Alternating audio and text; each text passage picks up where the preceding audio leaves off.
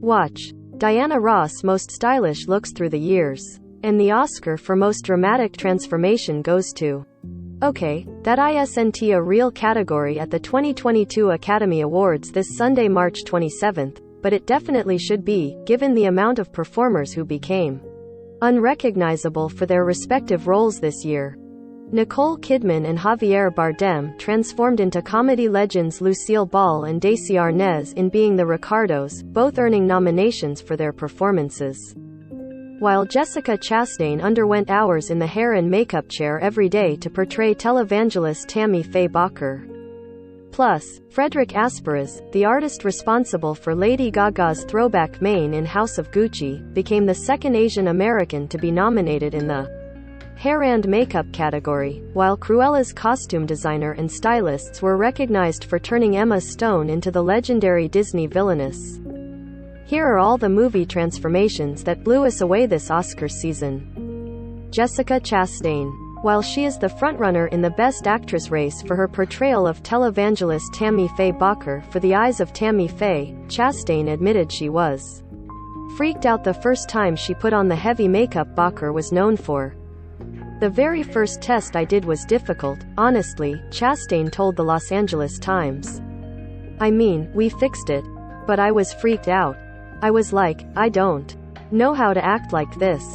People think it's easier, but it's not. You have to reach through the makeup, you can't let the makeup be the performance. Revealing that it took 4 hours each day for the film's also nominated hair and makeup team to complete her physical transformation, including sealing a dimple line her chin and making her face more round. Chastain also opened up about how turning into Bakker affected her on the inside and out. I think for sure I've done some permanent damage to my skin on this, she told the publication. Listen, I eat very pure and I take very good care of my skin and I stay out of the sun and all that stuff. But it's heavy. And when you're wearing it all day every day, the weight of it on your body, it stretches your skin out. Kristen Stewart. The Twilight star took on a royal challenge for Spencer, which follows Princess Diana over the course of a pivotal weekend in her life, December 1991. When she decides to leave her husband, Prince Charles. Though the movie only focuses on a small portion of time, the Best Actress nominee spent 4 months researching the late royal. The script doesn't profess to know anything, it doesn't cover any black and white detail, Stewart told Variety. But I read everything. And somehow, in a sort of abstract way, the script substantiated everything I learned in detail. So it was really nice that The Crown existed. And it was really nice that we've had all these documentaries and this evolved relationship with what happened.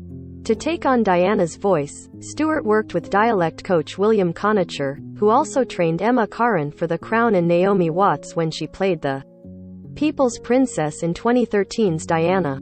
For the physical transformation, hair and makeup designer Wakana Yoshihara created 2 wigs, each costing close to $6,000, to capture Diana's feathered. This process took about 6 weeks, and I probably colored the wig 3 times before I met Kristen, Yoshihara shared with InStyle. When we did the first fitting I knew the color wasn't right, so I colored it again. Nicole Kidman. Transforming into comedy icon Lucille Ball for Being the Ricardos required 3 months of vocal training for the Australian actress to capture both Ball's voice and her I Love Lucy alter ego. It was terrifying. It was so out of my reach, Kidman admitted to Vanity Fair of learning how to speak like Lucy Ricardo. You usually don't sit around at home, but we were in lockdown in Australia, so I was preparing for a couple of months. Admittedly, it was over Zoom, or I was sitting in my living room watching the I Love Lucy shows, and I was going, PSSSH, how am I going to pull this off? I was like, drinking, and doing everything I could. But after a lot of practicing, it just kind of happened physically and emotionally. The New York-born Ball's real-life speaking voice was equally as challenging for the Oscar winner because the comedian was a heavy smoker. She had a voice that was a lot deeper than mine, Kidman said. I was able to work with my coach, who was able to help me lower my voice. And I did that as Virginia Woolf in The Hours, as well. So I've done it before. As an actor, it's something you learn when you're in drama school and you go, am I ever going to be using this? I mean, I had to pull everything out to try. The preparation paid off, with Kidman earning a nomination for Best Actress for her portrayal, which also required the use of wigs, minimal prosthetics, and changing her eyebrows. Javier Bardem, nominated for Best Actor for his portrayal of Daisy Arnaz opposite Kidman's Ball. Bardem also worked with a dialect coach to capture the actor's distinctive Cuban accent in addition to taking singing and conga lessons to perform several of Arnaz's signature songs. I have never sung before. I just had a month and a half to learn. I did a lot of work and applied a lot of hours trying, Bardem told Vanity Fair. I had a great teacher, and we did it by Zoom. She really taught me how to enjoy the process, and I actually enjoyed it way more than I expected. During the Babalu scene, I was having too much fun. I was drumming so hard on the conga that there was blood coming from my hands. J.K. Simmons. For the role of William Frawley in Being the Ricardos, director and writer Aaron Sorkin only had Simmons in mind, but was hesitant to join the project.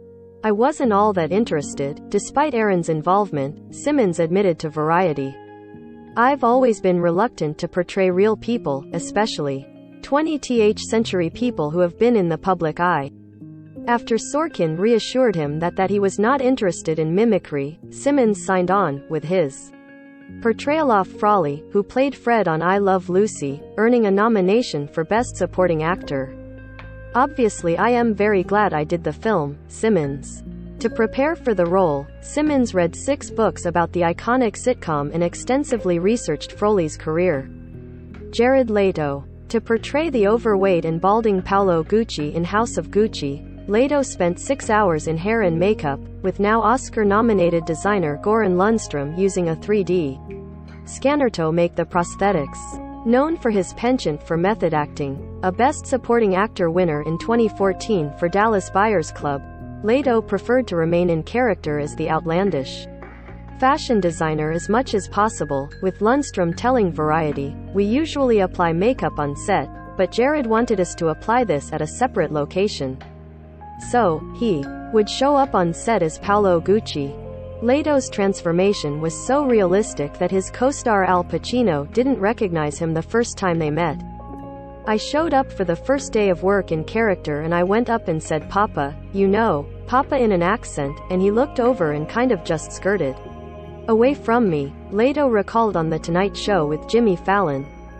"I said, oh, maybe he is a little grumpy, I don't know.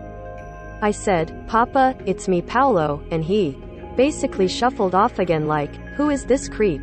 Lady Gaga. Father, son and House of Gucci, the pop star's decade-spanning transformation into Patrizia Reggiani was a massive undertaking for her glam team. This wasn't just a period piece that spans 30 years of a woman's life and story. She was a real person, makeup artist Sarah Tano told Vogue. "These things really did happen, and we really wanted to treat it as documentary as possible, studying the way she moves, the way she talks, the way she lined her lips, the way she colored her hair, all these little nuances that were very specific to Patrizia as a woman." Sporting 55 different hairstyles in the movie, Gaga, who went from platinum blonde to jet black for the role, also wore 10 wigs that cost a total of $10,000 and usually spent 4 to 5 hours in hair prep every morning. Of course, the most important aspect of the Oscar winner's performance was her Italian accent, which became internet fodder immediately after the first trailer debuted. Memes and some criticism aside, Gaga worked tirelessly on nailing Reggiani's voice. "I started with a specific dialect from Vignola, then I started to work in the higher class way of speaking that would have been more appropriate in places like Milan and Florence," she explained to British Vogue. "In the movie, you'll hear that my accent is a little different depending on who I am speaking." Emma Stone. Stone's glam punk turn as the iconic Disney villainess in Cruella netted the prequel movie nominations for Best Costume Design and Best Hair and Makeup. Costume designer Jenny Bevan put together 47 looks for Estella before she turns into Cruella, including a gown that was embellished with more than 5,000 handmade pedals, mixing high fashion pieces and vintage finds to nail the supervillain's wicked style in 1970s London. For Stone's two-tone hair and bold makeup, designer Nadia Stacey, who previously worked with the Oscar-winning actress on The Favorite, told W Magazine she was inspired by Debbie Harry, Suzy Sue, German singer Nina Hagen and British musician Viv Albertine. "I wanted her to look punk but also have a beauty element to it," Stacey explained.